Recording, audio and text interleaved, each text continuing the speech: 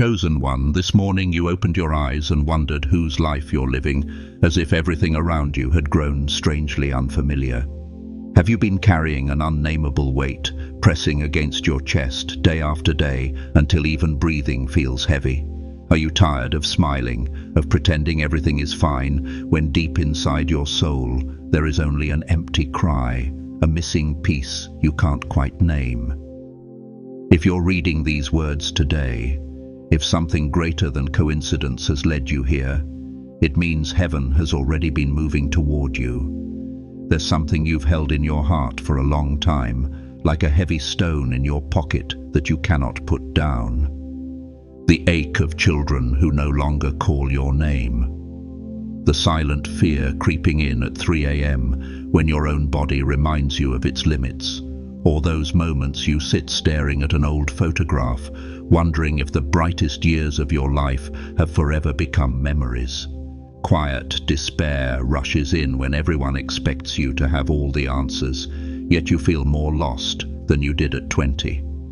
No one talks about this. No one truly names the hidden pain of growing older in a world that worships youth. Time seems to move both slowly and just out of reach. You may feel forgotten in a culture that once valued your wisdom. But hold this truth close. You are not late. You are not overlooked. You have arrived exactly on time, for such a time as this. Esther 4:14 makes it clear, not for a time when you were younger, stronger, when life seemed easier, but for this very moment, this very breath, this sacred intersection between heaven and earth happening right now. Before these words come to a close, you will hear the sentence that opens the next season of your life, not tomorrow, not when you think you're ready, but today. Because the final chapter of God's plan for you does not wait for perfect conditions, it waits only for a willing heart. For those who have lifted and shared this message through generosity, gratitude, or simply your presence, know this: you are not just giving, you are planting seeds in the kingdom. Your faithfulness is no small thing. Whether you give or not, your very presence here is already a gift to the body of Christ. If these words are stirring something deep within you, don't hold it back. Let prayer flow naturally from your soul as an act of worship. Write, "I am ready," as your response. Place your hand over your heart and feel that beat. It is confirmation that this moment is no accident. It has been arranged for you to be here, right now. It's more than a racing heartbeat. It's the echo of destiny knocking on the door of delay that has stayed shut for too long. Take a deep breath. You're about to step into the final stretch of your refining journey, not only to endure, but to step forward into your calling. Your soul has been quietly preparing for this moment long before your mind realized it. This is the time. This is the... How many nights have you sat in silence in your kitchen, under the dim light, your cold hands resting on the table, wondering if God has forgotten you, wondering if He even knows your address, the small house where memories have faded? When was the last time you truly felt understood, not out of duty, but because someone saw you as you really are? What if I told you that every quiet season you've endured was not abandonment, but protection? Picture this scene. It's 2:30 a.m. Linda sits alone at the kitchen table, her hands wrapped around a cup of cold tea. The photos on the wall remind her of her grandchildren's laughter, now far away. She exhales softly, a small question slipping into the air. Lord, am I still in your heart? And then, in that stillness, like a gentle breath, she hears, it's time. Don't wait any longer. At the same time, just a few streets away, Mr. Hung, a weary old veteran, stopped his car at a familiar intersection. For years he had driven this road, yet today something felt different. The silence inside the car was no longer empty, but as if it carried a message. The light turned green, but he didn't press the gas. He sensed something stirring within him. A sentence echoed in his mind. Your story is worth telling. Speak it out. Heaven does not only reveal itself through wonders like a burning bush or the parting of the Red Sea. Sometimes God whispers in the most ordinary places. A quiet kitchen corner, a traffic light in the night, where great callings are born in moments that seem small. To be chosen does not mean to be favored. It means to be entrusted with a mission. 1 Peter 2:9 reminds us that we are a chosen people, bearers of a heavenly purpose, not because we are perfect, but because we are willing. God doesn't wait for someone to become capable before He calls. He calls first, then He shapes. You, the one reading this, have lived in God's greenhouse all these years, a hidden place where the roots of faith grew strong in the dark. What you thought was silence or delay was actually His care. Every time you believed you were forgotten, He was laying another brick into the foundation. Psalm 91 promises, "Whoever dwells in the secret place of the Most High will rest in the shadow of the Almighty." The darkness you feared was not punishment, but the cloak of preparation. Now you are near the moment, the time when everything will come into focus. Isaiah 46:4 gives a stunning promise. "Even to your old age and grey hairs, I am He. Not I was, not I might be, but I am, present right now, in the familiar kitchen, on the empty road at the red light, in the quiet spaces you thought invisible." The enemy whispers that your peaceful years were wasted, that you missed your chance, that younger voices matter more. But the truth is the opposite. The pauses were not wasted. They were training, preparation. Every silent prayer at midnight, every hidden tear, every moment you chose faith over fear, these have all been equipping you for the next step. God has never been silent. He has been working with strategy. Now, the curtain is rising. A small choice today can shape the next 5 years. I will name it in chapter 4. But first, you must grasp the essential, the power of your own voice. When God begins to use it, write what He places in your heart in a journal and speak it out loud. I am present before you. The calling is not trapped in the past. It waits for you to recognize that silence is not emptiness, but fullness of presence. That is where you have been prepared to carry the roar that is about to rise. But what happens when that roar gets stuck in your throat? Are you still waiting? Waiting until your body feels stronger, until your finances are secure, until your children are grown, until everything is clear before you step into God's call? Let's be honest. The perfect time is one of the enemy's most cunning lies. Culture has conditioned you to believe that ready means in control, that wisdom means everything neatly arranged. But the timing of the kingdom looks different. It looks like Moses, a stutterer leading a nation. Like David, a boy with a sling facing a giant. Like Noah, building an ark when there wasn't a cloud in sight. How many years have you circled your career, waiting for everything to be perfect? Ecclesiastes 11:4 warns, "Whoever watches the wind will not plant. Whoever looks at the clouds will not reap." While you've been checking the forecast of your circumstances, others have already harvested what you were meant to sow. Ask yourself, are you still waiting for your body to feel 25 again, for your bank account to reach a dream number, for your children to stop breaking your heart? How much waiting has stolen the time you could already be walking in your calling? The timing may never be perfect by the world's standards, but it is always right in God's plan. The truth isn't always easy to hear. Waiting until the fog in your mind fully clears is a dangerous illusion. Delay doesn't just slow you down, it robs you of more than failure ever could. Failure can teach, train, and shape you, but delay steals the very moments God has appointed for your breakthrough. Every day you hesitate is a day someone has not yet received the encouragement, the prayer, or the guidance you were called to give. Every month you hold back is a month your family remains in patterns you were chosen to break. God has already prepared everything for you to take flight, yet you linger at the runway.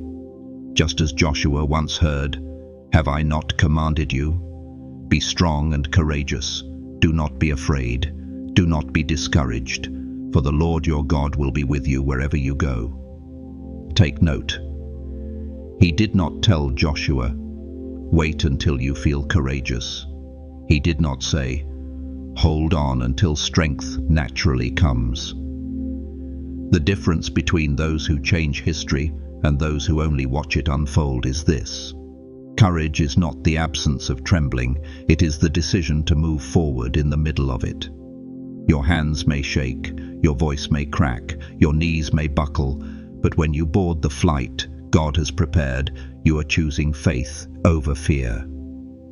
In that very moment, He grants you a ritual, a few minutes to break the spell of the perfect timing that has bound you. But first, act. If you can, stand up. If you cannot, sit tall, lift your head, look into the mirror or even the screen and whisper these 3 words. Not tomorrow, but today. Today, though trembling, though imperfect, though uncertain, is the only day you truly have. It is also the only day God has promised to meet you. Could it be that everything is already ready? Not because God is waiting, but because He is waiting on you to act. What keeps you awake at 2:47 a.m. is not just aching joints or the bills on the kitchen table. It is the quiet voice, whispering 3 unspoken lies. I might fail. I might be alone. I might be foolish. This is more than fear. It is the enemy's final exam. Knowing its time with you is short, it no longer tempts with the obvious lures of youth, but aims its sharpest arrows at deeper scars, the very places where your wisdom has been forged through years. But what if the trembling itself is the oil warming your old wounds? What if what you see as weakness is the very signal God calls readiness? Loneliness at 70 is not the same as at 17. Then, loneliness meant a Saturday night. Now it's the question, who will remember my prayers?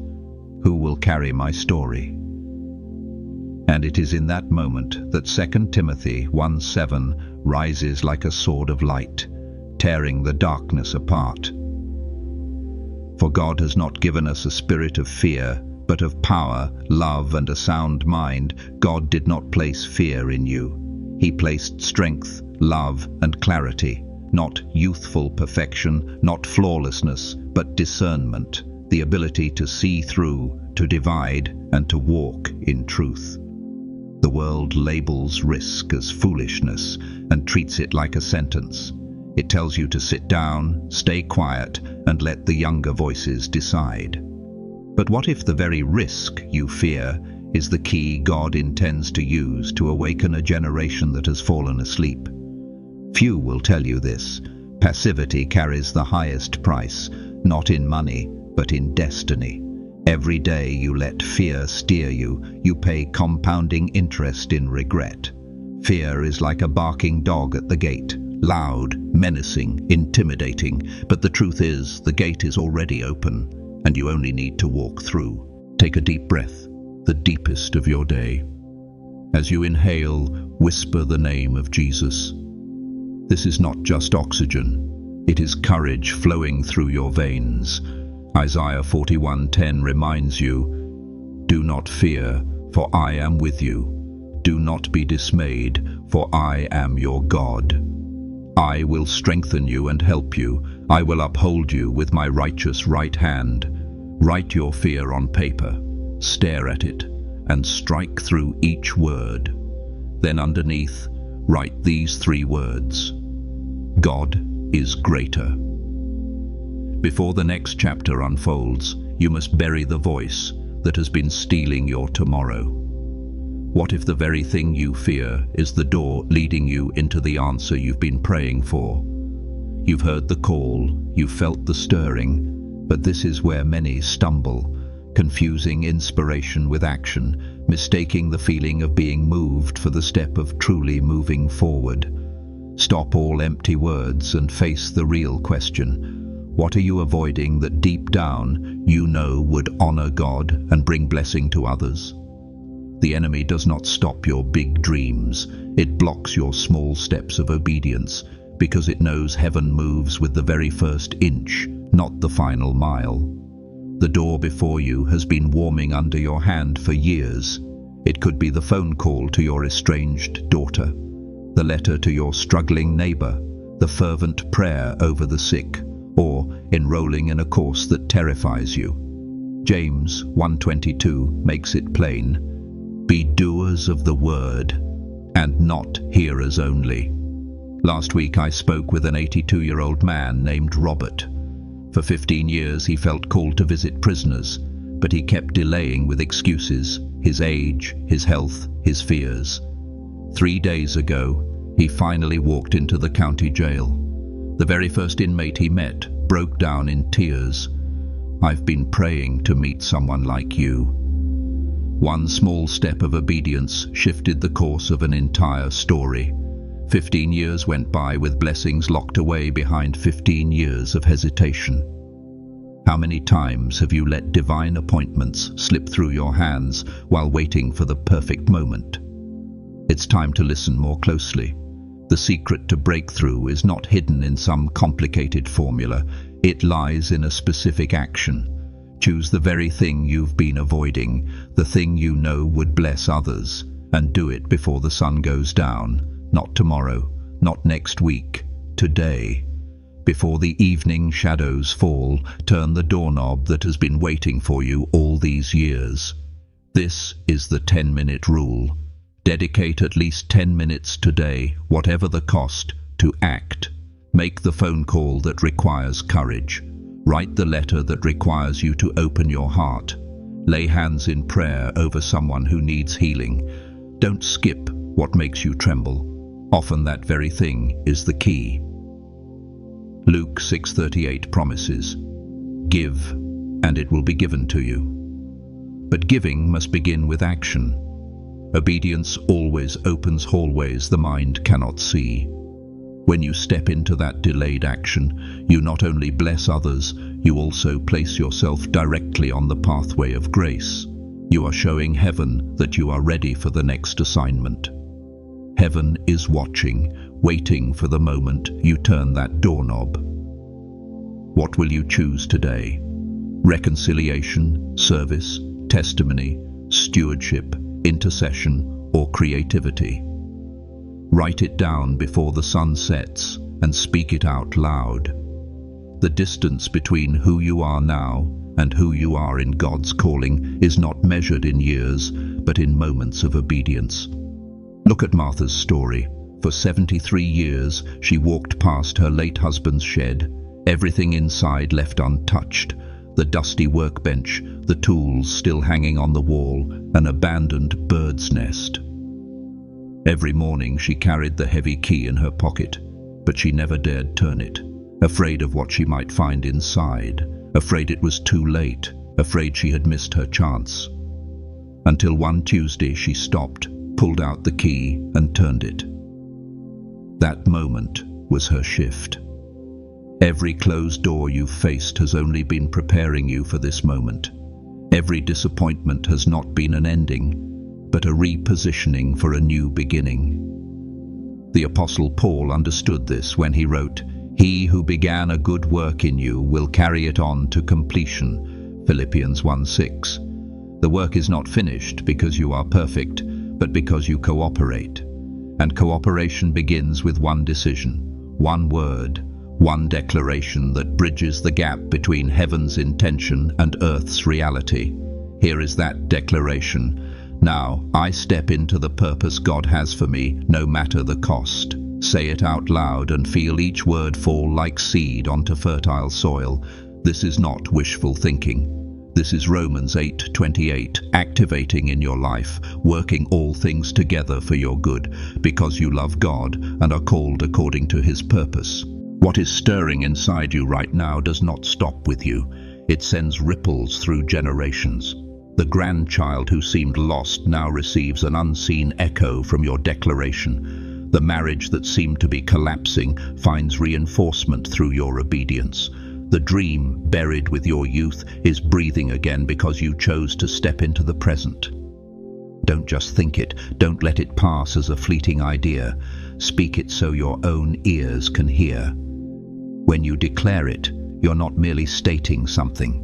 You're entering a covenant with the one who has been patiently waiting for you to turn the key of destiny.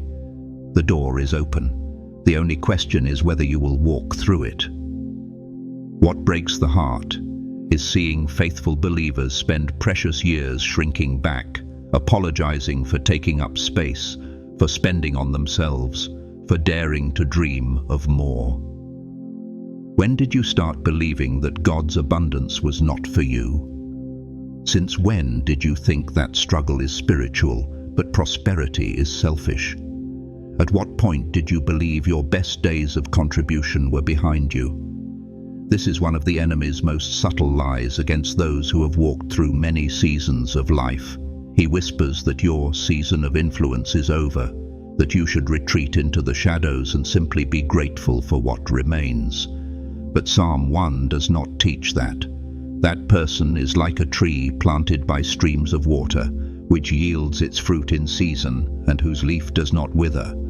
Notice, in season does not mean in youth, and you, beloved one, are still in that season. Abundance in the kingdom is not endless accumulation, it is stewardship. Every gift entrusted to you carries a purpose far greater than personal comfort. You are not depleting, you are pouring out. Picture a river. The deeper it flows, the more it gives. The stronger its banks, the more power it carries. This is the paradox of sacred abundance. It multiplies through service. God has opened 3 streams for His richness to flow through you. First, blessing the next generation, not just your bloodline, but the young people you encounter along the way. Your prayers, wisdom, and resources can shape their future. Second, healing long stories, restoring fractures that have lingered for decades. The abundance in your hands is the very power to mend what once seemed permanently broken. Third, holy creativity in the years you thought you were too old. The book unwritten, the ministry still calling, the business idea set aside, all remain within reach because God's storehouse of grace has never run dry. John 15:5 reminds us of a profound truth. I am the vine, you are the branches. If you remain in me and I in you, you will bear much fruit. Not little, not less, much. And this fruit carries no regret. Here's the startling truth we often forget. Your poverty does not make God more beautiful. Your hardship does not advance His kingdom. Your lack does not save anyone. On the contrary, it is your abundance, your open-handed generosity flowing from His fullness that causes heaven to rejoice. Open your hands, make room in your palms, and God will fill that space. Do not cling in fear to the little you have. Begin to share in faith, because abundance is not luck, it is sacred trust. He is seeking wise stewards who understand that blessings are not meant only to be kept, but to be released. In this chapter you will be called to pay a price, but it is a price that sets you free. Write down the name of someone you will bless this week, along with one resource you will release, because the next level of blessing stands waiting on the other side of obedience. The river of grace is inviting you deeper. Think it costly? Consider the call to your child you once promised, or the conversation with your spouse about bitterness buried for 30 years. The moment you stop pretending that addiction is holiness, the price that feels too high is in reality the cost of freedom. Jesus said in Luke 9:23, Whoever wants to be my disciple must deny themselves and take up their cross daily and follow me. Daily, not when it's convenient, not when the debts are cleared, not when the grandchildren are grown. This is the true cost, forgiving the undeserving, laying down pride before those who never apologized, walking into the storm when he calls, breaking your schedule to align with his, and sharing your testimony even when you would rather hide your scars.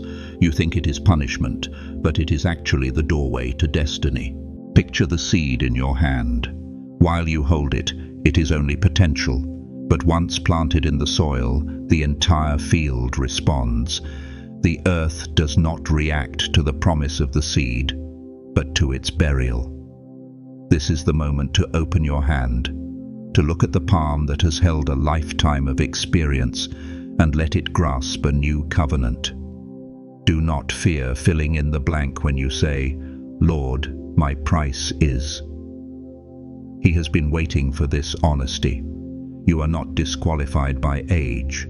In fact, this is your breakout moment, your divine reversal. At this age, you finally carry the strength to bear the weight he assigns.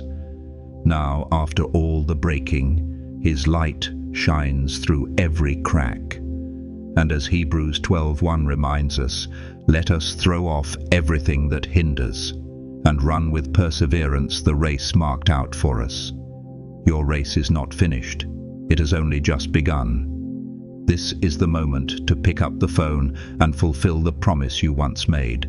Let your declaration become a living action. Write, "I choose the price to pay" as a seal of decision, and take a step today.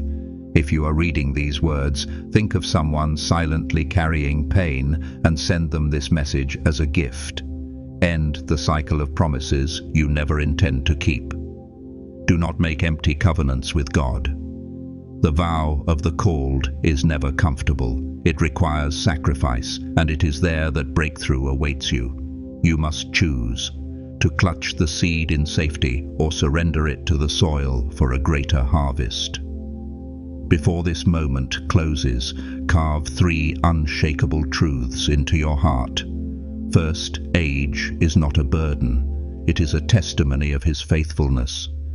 Every silver hair tells the story of unchanging grace. Every wrinkle is a witness of strength refined. Second, the price you fear is not punishment, it is promotion. When you release what you've been holding, you are free to receive what God is giving. Third, this is not the end, it is the beginning of your legacy. The pages you write from this moment will outlive you, reaching generations you will never meet. You are not walking this road alone. The one who parted the Red Sea for Moses, shut the lions' mouths for Daniel, and raised Jesus from the dead is the same God at work in your life. He has not forgotten you, nor abandoned you. He has prepared you for this moment and placed you within this community. We are your spiritual family. When you stumble, we will lift you up. When you doubt, we will remind you of his promises. When you rejoice, we will rejoice with you. But the final question remains, what legacy will you leave? One who chose safety, or one who dared to trust him through every trial? Heavenly Father, I ask you to lay your hand upon every soul reading these words. They have carried pain beyond human strength, walked through valleys no one else could understand, but you know their names and count every tear. Pour out supernatural strength. Break the chains of fear, heal the wounds that slow them down, open doors no one can shut, turn ashes into beauty, mourning into dancing. Let them feel your presence so clearly that every doubt dissolves, and let them know their brightest days are still ahead. Now share in the comments the step God is calling you to take. Your testimony may be exactly what someone else needs to hear. Share this message with the one waiting for their breakthrough. Tag the friend who needs to be reminded of their calling. Together, we are building a movement of people who refuse to settle for less than God's best. You are ready, you are chosen, you are loved. Now begin to change the world, one obedient step at a time.